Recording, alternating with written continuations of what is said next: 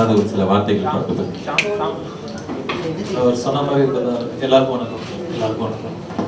அவர் சொன்ன மாதிரி இப்போ தான் கிட்டத்தட்ட ஒரு ஹாஃப் அன் மேலே அவர்கிட்ட ஃபுல்லாக பற்றி பேசினதான் இது இப்போ போயிட்டுருக்குன்னு நினைக்கிறேன். லைஃப் போயிட்டுருக்கு. ஸோ நாளைக்கு ரிலீஸ் ஆகுது. இப்போ ஒரு ரொம்ப கஷ்டப்பட்டு புதுசாக ஒரு அட்டம் பண்ணியிருக்காரு. ஒரு நியூ எக்ஸ்பீரியன்ஸ் ஆகும். And hopefully it does well by God's grace.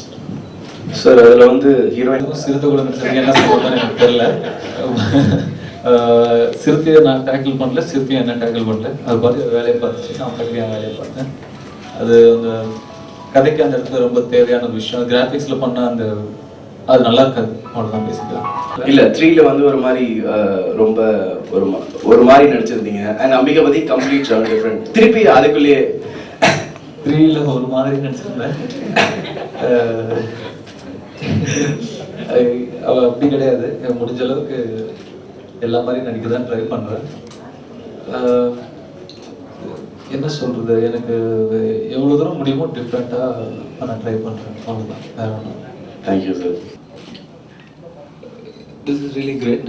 பேசிக்காகவே நான் ஒரு மியூசிக் லவர். எனக்கு மியூசிக்னா ரொம்ப பிடிக்கும். நிறைய இடத்துல சொல்லியிருக்கேன்.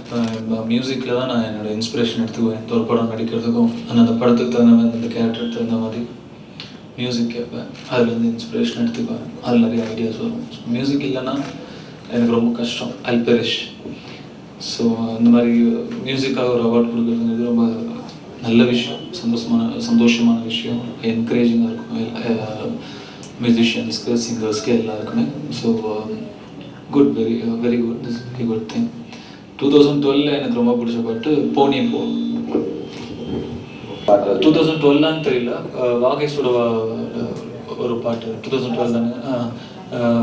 சர சர சார் சரி, ஓகே சார். இப்போ வந்து அன்சங் ஹீரோஸ் அப்படி வெளியில் அவங்கள நீங்கள் எடுத்துகிட்டு வந்து யாரும் அடையாளம் கட்டுறது ஒரு நல்ல விஷயம். அவங்களுக்கும் அது ரொம்ப என்கரேஜிங்காக இருக்கும். Very good, thank you.